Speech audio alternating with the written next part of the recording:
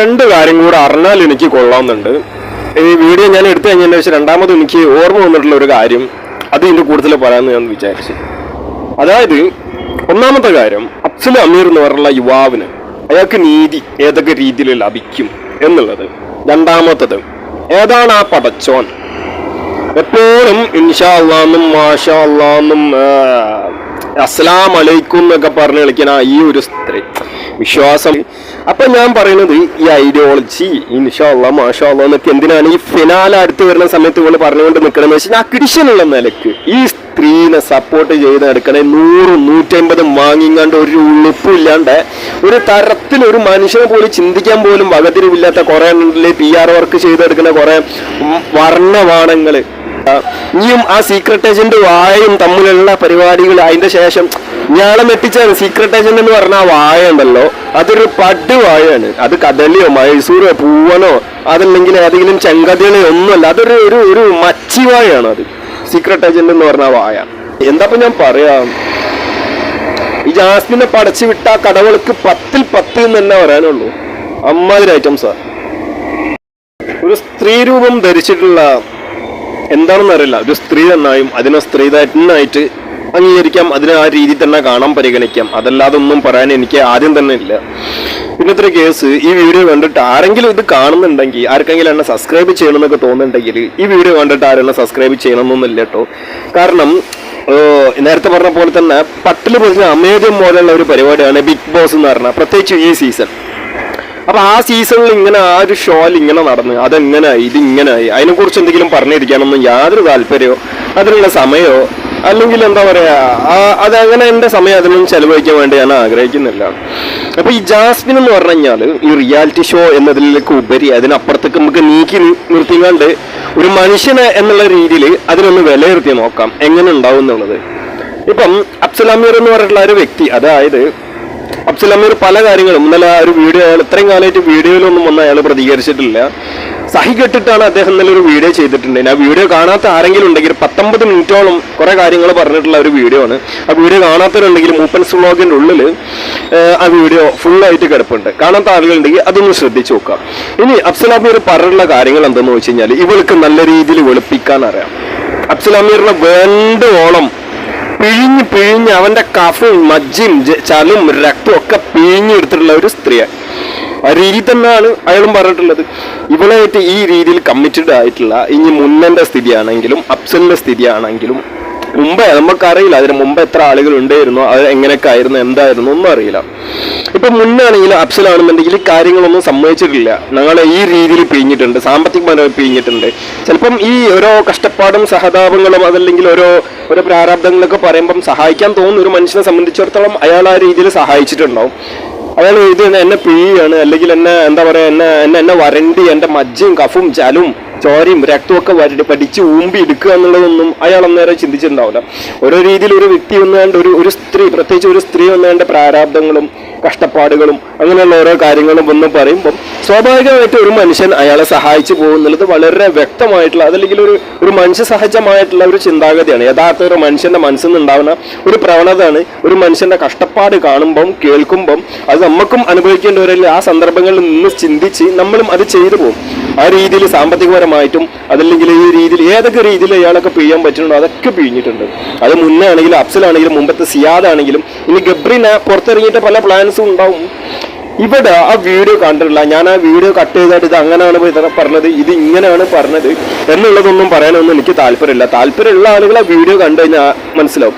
പിന്നെ ഇവളെ സപ്പോർട്ട് ചെയ്തെങ്ങാണ്ട് അതൊരു യുവതിയല്ലേ, അതല്ലെങ്കിൽ ഒരു സ്ത്രീ, പ്രത്യേകിച്ചും അങ്ങനെ എന്താ പറയാ ഈ ഇസ്ലാമിൽ മുസ്ലിങ്ങളിലെ പെട്ടിട്ടുള്ള സ്ത്രീകൾക്ക് ഏതെങ്കിലും അങ്ങനെ കുറെ ആളുകൾ പറയുന്നുണ്ട്. അതാ ഞാൻ പറയണത്, ആ ഒരു സ്ത്രീ ഒരു ബോൾഡ് ആണെങ്കിൽ അല്ലെങ്കിൽ ആ സ്ത്രീക്ക് ഏതെങ്കിലും രീതിയിൽ പ്രതികരിക്കാനോ അല്ലെങ്കിൽ പ്രവർത്തിക്കാനോ അത്യാവശ്യം കഴിവും അതല്ലെങ്കിൽ അബിലിറ്റീസും ഒക്കെ ഉള്ള ഒരു സ്ത്രീ ആണെങ്കിൽ ആ സ്ത്രീനെ സമൂഹത്തിൽ താത്തി കെട്ടാൻ കുറെ ടോക്സിക് ആയിട്ടുള്ള കുറെ ആളുകൾ ഉണ്ട് എന്നൊക്കെ പറഞ്ഞ് കുറെ ആളുകൾ അങ്ങനെ പറയുന്നുണ്ട്.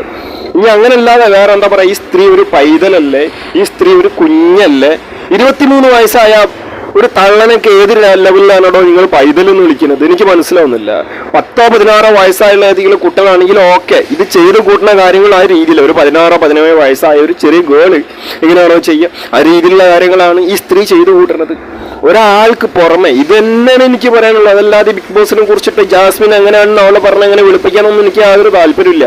ഒരാൾക്ക് പുറത്ത് വാക്ക് കൊടുത്തിട്ട് അയാൾ എൻഗേജ്മെന്റും അയാൾ ഇന്നലെ പറഞ്ഞിട്ടുള്ള കാര്യങ്ങളിൽ വളരെ വ്യക്തമായിട്ട് അയാൾ പല സ്ക്രീൻഷോട്ടും സ്ക്രീൻ റെക്കോർഡുകളും അതല്ലെങ്കിൽ പല പല കാര്യങ്ങളും ഇവർ ഏതൊക്കെ രീതിയിലായിരുന്നു, അതല്ലെങ്കിൽ ഇവരുടെ റിലേഷൻഷിപ്പ് ആർക്കൊക്കെ അറിയായിരുന്നു, അത് അവരുടെ ഫ്രണ്ട്സ് പോലും അംഗീകരിച്ചിട്ടുണ്ട്, അവർ കണ്ടതാണ്, അവരെ ഏതൊക്കെ രീതിയിലായിരുന്നു എന്നുള്ളതെല്ലാവരും ഈ പറഞ്ഞ അഫ്സൽ അമീറിന്റെ സുഹൃത്തുക്കൾ കണ്ടിട്ടുള്ളതാണ്. അവർക്കത് അറിയുന്ന കാര്യങ്ങളാണെന്നും അങ്ങനെ പല പല കാര്യങ്ങൾ.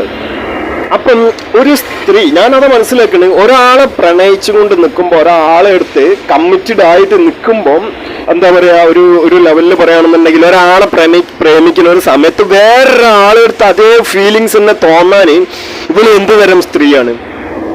ഇനി എന്റെ തലമ നിന്റെ കൗത്ത അർത്ഥാണെങ്കിലും ശരി, എനിക്കത് അറിയണം. ഇത് ഏത് തരം സ്ത്രീയാണ് എനിക്ക് മനസ്സിലാവുന്നില്ല. ലോകത്ത് ഓക്കെ ഇനിയിപ്പോ അങ്ങനെ ചിന്തിക്കുന്ന സ്ത്രീകളും പുരുഷന്മാരും ഒക്കെ ഉണ്ടാവും. പക്ഷെ എന്നാലും ഇത് അങ്ങനെ ഞാൻ അങ്ങനെയാണെന്നോ അതല്ലെങ്കിൽ ഞാൻ ഇങ്ങനെയാണെന്ന് വരുത്തി തീർത്തും കണ്ട് റിയാലിറ്റി ഷോ ആണെങ്കിൽ പോയി കണ്ട് അതിൻ്റെ ഉള്ളിൽ പോയി കണ്ട് ഈ പരിപാടിയൊക്കെ ചെയ്യാൻ ആർക്ക് പറ്റും?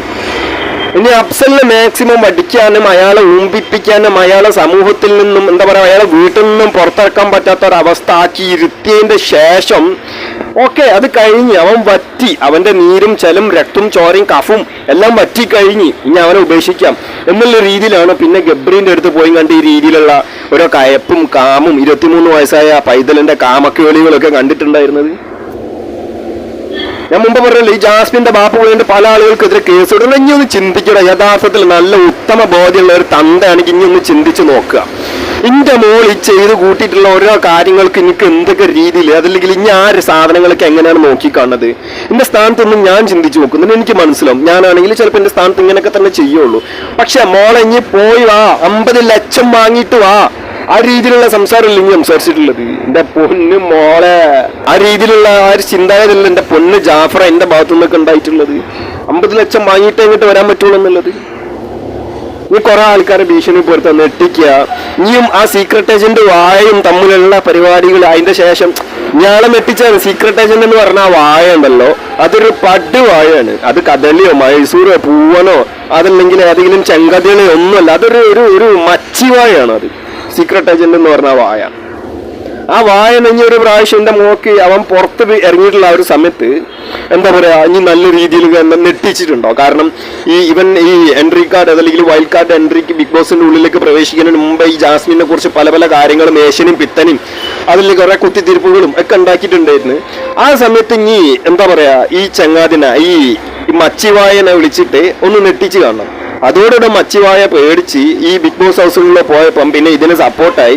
അതിന്റെ ശേഷം ഈ വിവി ഹിയർ എന്ന് പറഞ്ഞുള്ള ആ വ്ളോഗർ പുറത്തുവിട്ടുള്ള ആ ഒരു വോയിസും അല്ലെങ്കിൽ ഇങ്ങനെ ആവണം അതല്ലെങ്കിൽ ഗബ്രിന് അങ്ങനെ തെറി പറയണം ഇതൊക്കെ കേൾക്കുന്നതും കണ്ടതുമാണ് ഈ സമൂഹം. നീ നല്ലൊരു തന്തയാണെങ്കിൽ എന്റെ പൊന്ന് ജാഫറ ഇങ്ങനെ വിരളി പിടിച്ചും കാര്യങ്ങളൊന്നല്ല ചെയ്യേണ്ടത്. ഇനി എന്റെ മോളെ ന്യായീകരിക്കാനല്ല നോക്കണ്ടേ. ഇനി എന്ത് അന്തസ്സിലുണ്ട് ആ ബിഗ് ബോസ് മറ്റേ ആ ഷോന്റെ ഉള്ളിലൊക്കെ പോയി കണ്ട് എന്റെ മോളാന്നുള്ള അഭിമാനത്തോടെയാണോ? എന്റെ പൊണ്ണു ചങ്ങാതി ഇന്നെ സമ്മതിക്കണോടാ. സത്യമായിട്ടും നീ എങ്ങനെയാണ് അങ്ങനെയൊക്കെ ചിന്തിക്കാൻ പറ്റുന്നത്? ഒന്നും എടുത്ത് നോക്കണ്ട. ഈ അഫ്സൽ അമീർ എന്ന് പറഞ്ഞ ആ ചങ്ങാതിക്ക് നീതി വേണം, അതേ ഉള്ളൂ, വേറെ ഒന്നുമില്ല. അയാൾക്ക് നീതി വേണം ഇവിടെ. അപ്പൊ പറയും ഇയാളെന്താ അയാളാരെയും പീഡിപ്പിച്ചോ എന്നുള്ളത്. ഈ പീഡനം എന്ന് പറഞ്ഞ സ്ത്രീകൾക്ക് മാത്രം ഉണ്ടാവുന്ന ഒരു കാര്യമാണ്. ശാരീരികമായിട്ടുള്ള പീഡനം അവിടെ മാനസികപരമായിട്ടും അതല്ലെങ്കിൽ മെന്റലി ഒരു മനുഷ്യനെ ഏതൊക്കെ രീതിയിൽ തളർത്താനും തകർത്താനും തമർത്താനും പറ്റൂടെ ഇവിടെ? ആ രീതിയിലൊക്കെ ഈ അഫ്സൽ അമീർ എന്ന് പറഞ്ഞുള്ള ഒരാളെ ഇല്ലാണ്ടാക്കിയിട്ടില്ലേ? അതിനൊക്കെ ഇനി ഹെവി നഷ്ടപരിഹാരം കിട്ടേണ്ടി വരും സത്യമായിട്ടും. ജാഫർ അറിയാൻ വേണ്ടിയിട്ടാണ്. ജാഫർ ഈ രീതിയിൽ മോൾ 50 ലക്ഷം വാങ്ങി ഇങ്ങോട്ട് വന്നാൽ മതി എന്നുള്ള ലെവലിൽ നിൽക്കുന്നുണ്ടെങ്കിൽ കൂടെ ഇതങ്ങനെയല്ല. ഇനി അന്തസ്സുള്ള ഒരു മനുഷ്യനാണെന്നുണ്ടെങ്കിൽ ഇനി ചിന്തിക്കേണ്ടത്, ഞാനൊക്കെ ആണെങ്കിൽ ഈ ജാസ്മിന്റെ തന്ത ഞാനാണെന്നുണ്ടെങ്കിൽ അന്ന് ബിഗ് ബോസ് ഹൗസിന് ഉള്ളിട്ട് കണ്ട ആ സ്ത്രീന്റെ പല്ല് ഞാൻ തോന്നിക്കുന്നു ഉറപ്പായിട്ടും. അതിന്റെ തന്ത ഞാനായിരുന്നെങ്കിൽ അതിന് തന്ത എന്നുള്ളൊരു ബോധ്യം ആദ്യം വേണോടോ. ഇതെന്റെ കടം വീട്ടിയിട്ടുണ്ടല്ലോ, അതാണല്ലോ ഇതാണല്ലോ.